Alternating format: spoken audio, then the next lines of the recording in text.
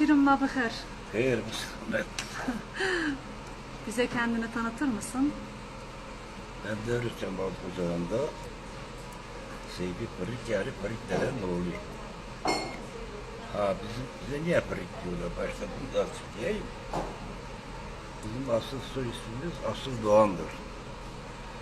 Benim büyük dedem Seyit Maksut Karaman Ağa gideriz. Karakçağı Karaman Ağa gidiyor. Sema gidiyor. Yoruluyor, direğin önünde oturuyor. Pantosunu da direği asmış. Tabi Sema arkadaşları çağırıyorlar. Kalksın, kalksın. Sema'ya kalksın. Bir de bakıyorlar, paltosu dönüyor. Karaman Ağa da diyor ki, demiş bir mehmet. Vay palto yok, defri. Yani fırgı demek uçmak demektir. Demiş bir mehmet. Vay palto yok, defri, fırgı soy ismi bize takılıyor ve bugüne kadar da soy ismimizden memnunuz. Ve bundan sonra da böyle gidecek yani. Ne güzel. Evet, soy ismimiz oradan karışmış. Evet, şimdi ne söylüyorsan sor benim bacım. İnancımızı sen nasıl tanımlıyorsun? Biz kimiz Pirim? Biz Aleviyiz. Siz Ahmet Dede torunlarısınız. Bize de Seyyid Sadat Evlad Resul derler. Yani daha doğrusu Seyyid Sadat Evlad Resul'ün Türkçe anlamı mazlumun yanında durmak, mazlumun hakkını savunmak, gerekirse mazlum hakkı için mazlumdan herkesin feda. Yalan mı? Soyumuz İler İmam Rıza'ya dayanır. Siz de soyunuz İler İmam Rıza'ya dayanır. Kürt falan değilsiniz. Kürt falan değilsiniz. Alevisiniz. Alevilik bir ırk da değil, bir düşüncedir, bir felsefedir, bir hoşgörüdür. Bir yönetim biçimidir, yani güzel bir yönetim biçimidir. Hakikaten şöyle bir şey var. Öyleyse Aleviler madem ki budur, niçin zulüme uğruyorlar? Çok önemlidir. Şimdi sömüren kesim, bir ezen var, bir ezilen var. Aleviler düşüncesiyle, vicdanıyla, karakteriyle, hoşgörüsüyle ezilenin yanında. Ezenin önünde engel. Engel oldukları için bunları kaldırmak istiyorlar işte. Hazreti Hüseyin. Yezid Devran bir saltanat kavgası yoktu mazlumun hakkını aramak için. Oraya gitti, orada bir duruş sergiledi. O duruş uzun asere kadar devam ediyor. Onu seven, onun yolunda giden, ona inanan kişiler de aynı yolda gitmek zorundadır. Bir zaman zaman Hazreti Hüseyin'den sonra zaman zaman büyük darbelere uğradık. Yani öyle dönemler oldu ki kendimizi inkar etme durumuna geldik. Yani Yavuz Selim'de Şah İsmail Savaşı'ndan sonra kendimizi inkar edecek bir hale geldi. Kimi Aleviler biz tahtacıyız dediler. Avşaroğulları derler, Lazlar bizler Laz olmuş dediler. Ne zalim kökenli. Biz de kaçtık, bizim soyumuz da kaçtı, Dersim'e geldi. Kendini tamamen inkar etmek zorunda kaldı. Dersim bir ada gibidir. Erzincan etrafında var, Alevi değil. Elazığ var değil, Malatya var değil, Kemalce var değil. İngöz var değil. Bir ada gibidir. Nereden biz buraya geldik Pirim? İç Anadolu'da. İç Anadolu'da. Evet, İç Anadolu'dan buraya geldik. Evet. Biz İç Anadolu'dan buraya attık geldik. Yani 1500'lerden sonra ondan önce kabilelerimiz vardı. Yani vardı ama böyle Ahmet denen soyuyla Karaman'ın bir soyu yoktu burada. Ondan sonra artık geldik, çoğaldık. Şöyle çoğaldık. Geçmişteki yaşlarımız şöyle bir şey derdi. Eğer elinizde gelirse bir çocuk yapacağına 3 yap. Biz niye diyoruz yani? Çevremiz dar. Çocuklarımız besleyemeyiz. Niye fazla çocuk yapalım diyorlar. Her 10 senede bir darbe oluyoruz. 5 giderse biri kurtulsun. Mesela bu. Eşi giderse biri kalır. Onun için çoğaldık. Bu hale geldik ve bitmedik. Bitmeyeceğiz. Peki Zalim Aleviliği zulmü devam ettikçe mazlumun ahı için var olmamız şart ve var olacak. inancımızın pratiklerinden neyi ön plana çıkarıyorsun sen Pirim? İnancımız 4 katlı 40 makam derler bizde. Pirlik, rayber, mürşit, bir de müsait. 4 kat. Zaten pirimiz, rayberimiz, mürşidimiz, müsaidimiz bunları bilmiyorsak alibi değiliz. Bunları bilmiyorsak alibi değiliz. Ha burada noksanlığımız varsa müritlerin kabiliyeti değil. Dedelerin kabiliyeti. Yani talebe okulda bir şey öğrenmeyince, öğretmen ders vermeyince talebe ne yapsın? Noksanlık olsa dedelerin kabiliyeti. Fakat dedeler de son zamanda noksan davranmaya başladılar, mecburlar. Siyasi düşünce çıkınca, siyasi düşünce dedelerin önünde bir engel oldu. Onlar doğruyu söylüyor dedeler. Siyasi düşünce de evet her ne kadar ki biz vatandaşın hakkını savunuyoruz diyorlarsa yalan söylüyorlar. Çünkü onu da yani proletarya diktatör. İsmi diktatörlük. Proletarya diktatör. Yani o proletarya kelimesini kullanmak biraz yumuşattılar ama sonunda diktatör var. Zamanla geçtikçe... Bağdaşır mı bizim inancımızla? Hayır, bağdaş. Onun için karşı geldi. Bağdaşmaz biz diktatörle karşıyız. Zaten diktatörlükten çekiyoruz. Peki Pirim bizim inancımız kendi başına bir inanç mı? Biz Müslüman mıyız? Nasıl tanımlıyorsun sen bizim inancımızı? Kendi başına bir inanç. Başkası almış değiliz yani. Hazreti Adem var, baba anamız var. Bir de süt peygamber var, Naciye anamız var. Yani kimi Adem'in çocukları Havayla Adem'den gelir, kimisi de süt ve Naciye'den gelir. Peygamber ve Naciye'den gelir. İşte Cüzari süt peygamber ve Naciye'den gelir. 72 milletin tek kardeşiyiz. Onun için bize grup-i Naci derler. Şıksat Ustad'ın grup-i Naci. Yani Naciye'dir. Devletin grup-i hanedandır. Eskiden karanlık dertler var. Sarı tatlı kızıl verilenmeden diye bir şey var. Yani şimdi bizim inancımız inanmak, bizim inancımızda hile yapmamak, yalan söylememek, kimsenin malını göz dikmemek, hırsızlık yapmamak, görmediğine gördüm dememek, duymadığına duydum dememek, yalan söylememek, el harama uzatmamak, yani onun için elime sözüne gelmek. Ölmeden evvel ölmek diyor. Ölmeden evvel ölmek nasıl bir şey kızım? Nefsini öldüreceksin.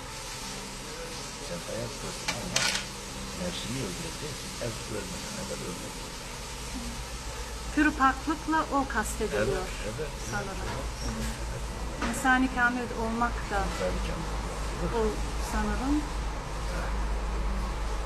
Peki Pirim sen bizim dilimize ne diyorsun?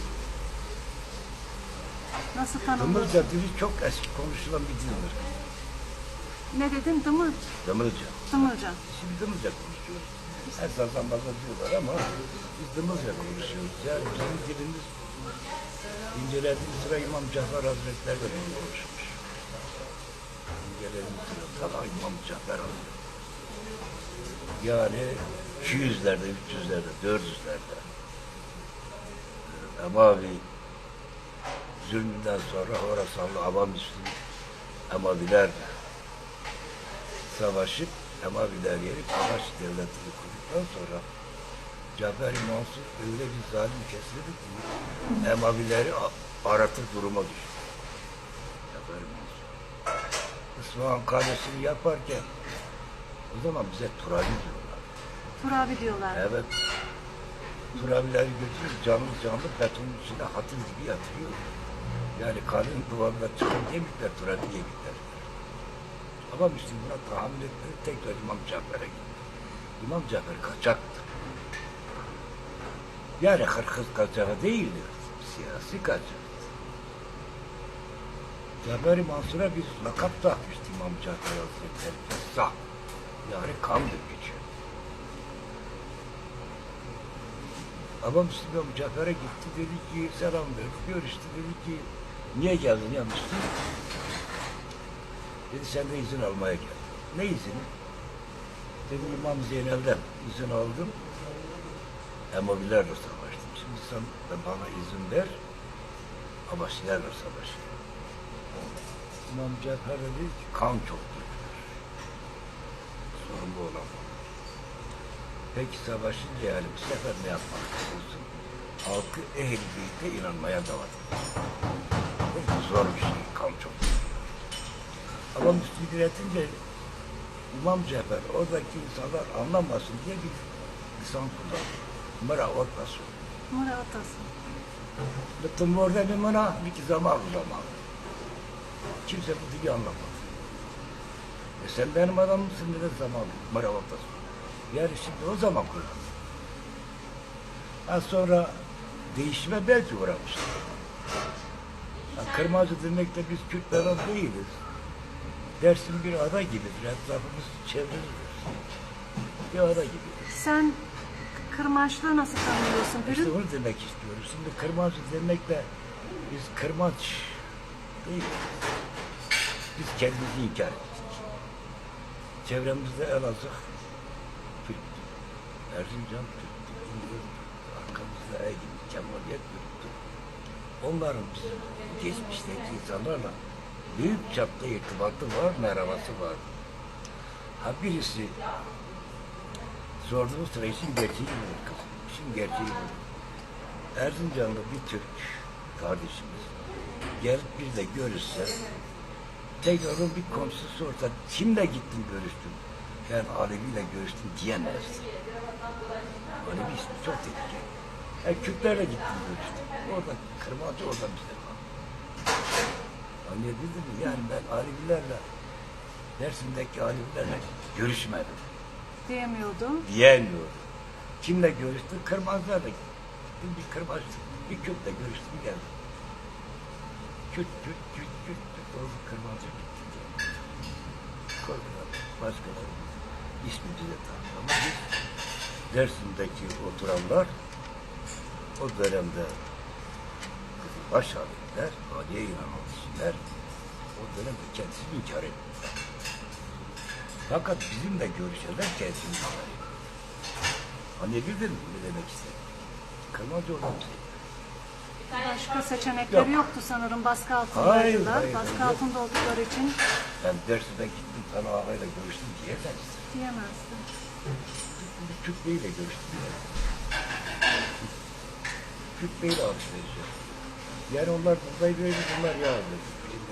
Bal dedi. Birbirine muhtaçlar. Merhabalara baktılar. Erzincan Beylerle dersin. Yani çok geçmişte bağları var. Hatırla dersin toprağı da çok gelişti. Daha Sivas su şehrine dayanır. Kırmacı anlamı oradan geliyor. Yani bir lakap. Nasıl ki Turabi, Alevi, Şia'yı, Turabi oldu. Turabi, Alevi oldu, Kızılbaş oldu. Yani her türlü şeyi takdir ediyor. O Kırmacı da bir lakap. Lakap Bir diyorsun. lakap. Böyle bir insan. Peki Pürüm, senin baban kendisini de senin dediğin gibi mi tanımlıyordu? Tabii. Aleviyim diyordu. Tabii. Onun dışında başka bir tanımlama kullanıyor muydu? Şöyle bir şey var kızım, yani şimdi ben kendimi nasıl başka bir ırka tabi tutarım? Yani madem ki soyum İmam Rıza'dan geliyor, herhalde dünya İmam Rıza'yla kurulur yani. İmam Rıza'dan dedin sen. Tabii. Soyumuz oradan geliyor. Tabii dedelerin soyu oradan gelir. Dedelerin soyu, sizin soyunuz oradan geliyor. Dünya İmam Rıza'yla kurulur diyor. Ben nasıl yarattım ya? Size gelince, madem ki Şeyh Ahmet Dede torlusunuz, Başka bir ırkta olamaz. Yani dedemiz tek bir köktür ama dallarını milyonlarca. Yani bir ağacı misal gösterelim. Kökü bir ama bir ucu dalı var. Dallarsınız. Kökünü çıkamaktadır. Yanlış gitmeyin. Sizinle tartışmaya girenler, size yanlış şeyler öğretmeye çalışanlara tek bir kelime söylesinler. Kardeşim biz Şahmet Dede torunuyuz. Şahmet Dede neyse biz oyuz. Ha, senin düşünceni benimseyebilirim. Senin düşüncenin yanında olabilirim. Senin aklın mesela destek verebilirim. Ama benim soyum. Ne bilmiyorum işte. Soyunu inkar etmeyin bir. Dilini inkar etmeyin iki. Ha, dini de inkar ederseniz onu beraber değil. Şimdi herkes Türkçe konuşuyor. Evet, Türkçe. Onun konuşmada hiçbir şey yok. Konuşmada bir şey yok. Hiçbir şey. Ermenice de babam konuşuyordu. Ermenice konuşuyordu. Ermeni mi oldu? Yok. Olmadı ya. Konuşmada bir şey yok. Her şey. Keşke 5-10 tane dil bileydim. Ya Hazreti Ali Efendimiz ne diyordu? Çocuklarınıza lisan öğretin. Yani demek ki günahı yok. Ananızdan satırsan lisan öğretin. Yani dil öğretin. Sen bugün Avrupa'dasın. Avrupa Almanca konuşmasa orada nasıl geçinirsin? Bu suç değil. Öğrenmemek suçtur, günahtır. Anlayabildin mi? Dil konuşmak suç değil. Türkçe'de konuşuyorsun. Senin Dımırca dilin zaten belli. Kırnaşkı'da konuşabilirsin. Almanca'da konuşuyor. Bunlar suç değildir. Sakın. Asla suç değildir. Sağ olasın, var olasın. Kapatıyorum şimdi. Rahat